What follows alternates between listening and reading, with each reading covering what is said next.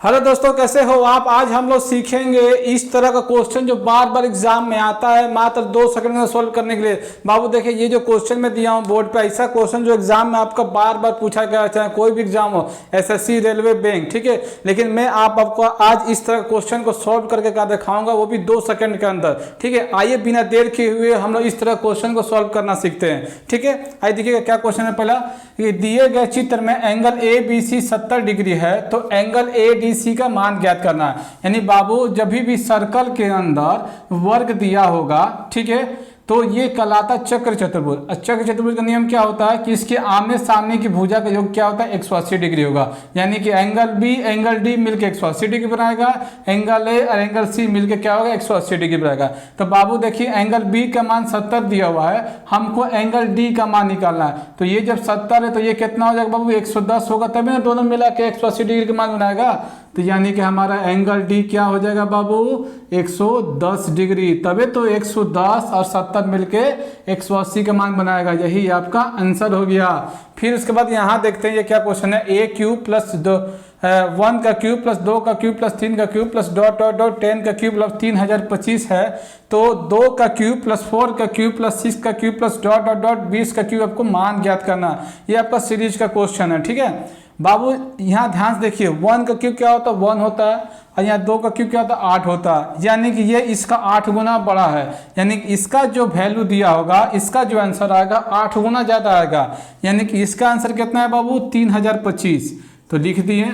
और ये क्या बाबू, 8 गुना बड़ा है ना, तो इसलिए इसको भी 8 से गुना कर देंगे। यानी क्या आया बाबू आपका 200, और ये कितना हो बाबू 24, यानी कि 24,200। यही आपका आंसर हो गया, ठीक है। इसको उतारिए, हम लोग इससे भी टफ क्वेश्चन को सॉल्व करते हैं।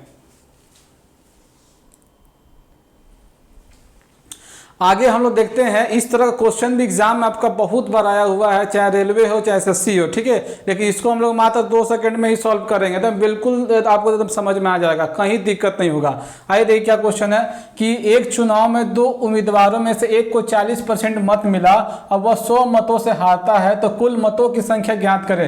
यानी कहने का मतलब है कि कोई इलेक्शन में 2 जो है उम्मीदवार, 2 कैंडिडेट खड़े हुए, जिसमें एक को 40% मिला, जिससे वो 100 वोट से हार गया।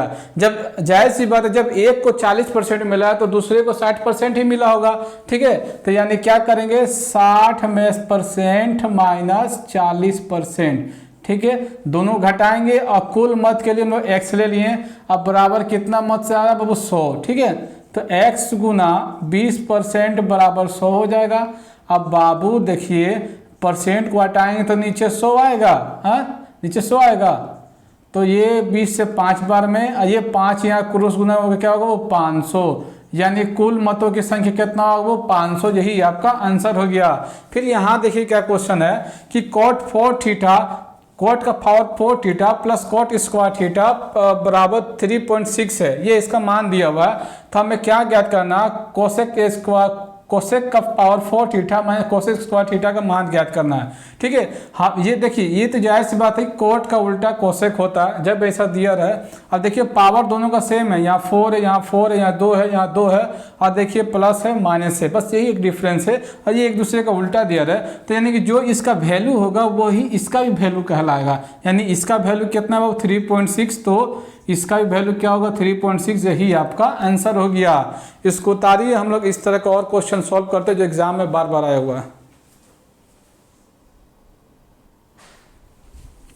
अब आगे देखते हैं कि इस तरह के क्वेश्चन भी एग्जाम में बहुत बार गिरा हुआ, लेकिन आप इसको नहीं समझ पाते हैं, छोड़ के चाहे रोंग करके चलाते हैं। देखिए क्या क्वेश्चन है कि 1 से 100 तक की गिनती में अंक 2 दहाई के स्थान पर कितनी बार आएगा। यानी कहने का मतलब है कि मान लीजिए 2 संख्या x और y है। ये पहली संख्या कहलाता है आपका इकाई अंक, और ये दूसरी संख्या क्या कहलाता है आपका दहाई अंक, ठीक है। यानी कि आपको जब 1 से लेकर 100 तक गिनती कीजिएगा तो यहाँ पर 2 जो है वो कितनी बार आता है आपको वो बताना है। तो बाबू जाहिर सी बात है, जब आप 20 से लेकर 29 तक का गिनती कीजिएगा, जब आप 20 से लेकर 29 तक का गिनती कीजिएगा, देखिए 2 जो है वो दाएं स्थान पर 10 बार आता है। कितने बार आता है, 10 बार आता है। गिन के देख लीजिएगा, 20, 21, 22, 23, 24, 25, 26, 27, 28, 29, देखिए आया 10, हाँ। आए ना, देखिए 10 बार, यानी 20 से लेकर 29 तक जब गिनती कीजिएगा ये 2 जो है इस दहाई स्थान पे 10 बार आएगा, ये 10 आपका आंसर हो गया। ठीक है, अब आगे ना देखते क्या है, 12.0543 में 3 का स्थानीय मान ज्ञात करें। बाबू ये पॉइंट वाला है, ठीक है, तो पॉइंट वाला में डरना नहीं है, और आसान होता है। तो 3 का बोला, 3 क्या बाबू यहाँ है, तो 3 को लिख लीजिए। अब देखिए 3 का इधर कहाँ पॉइंट है, यहाँ पॉइंट दिया हुआ है, तो पॉइंट का मतलब 1 लिख दीजिए। अब पॉइंट के बाद कितना अंक है उतना 0, तो पॉइंट पर कितना अंक है, 2 2 4, 4 गो अंक है, तो 4 को 0 दे दीजिए। यही आपका 3 का स्थानीय मान का आंसर हो गया। ठीक है, अगर ये वीडियो अच्छे लगे तो फिर से लाइक कीजिए, सब्सक्राइब कीजिए, शेयर कीजिए, बिल्कुल देर मत कीजिए। ठीक है, थैंक यू मेरे दोस्तों, हैव ए नाइस डे।